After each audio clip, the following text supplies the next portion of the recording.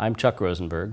I'm a 1968 graduate of this college, Antioch. I just had a really broad general education here, and I also learned to write here. Academically, I thought it was a great place. You know, I went to law school at Harvard, and what I discovered when I got there is there were a lot of fellow students who'd gone to Ivy League colleges. I had a much better general education than they did. My first co-op was working as a docent at the Chicago Historical Society, giving tours in Chicago history to school kids.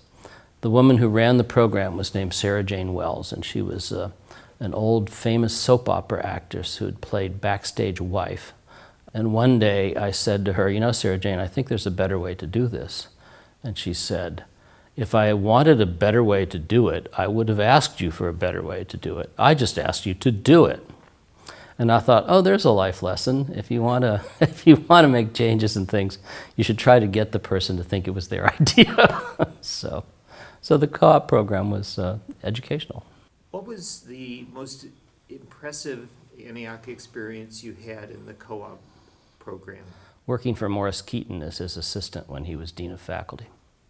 At the time, the first year program was being implemented, which was a program that included no grades and small classlets and a lot of other things. And so I helped Morris implement that program. His approach to things was if you want to do something and change some system, figure out how you would do it without looking at how it's done currently.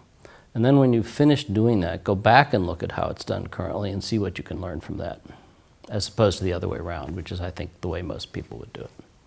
And then what else did I do? I worked on YSO.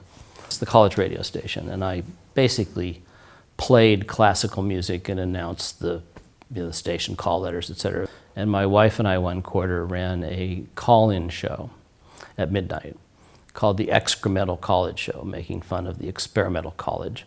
And it opened with the flush of a toilet.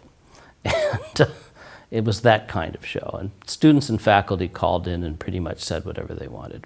This was a college that did lots of pranks, and I really enjoyed the pranks.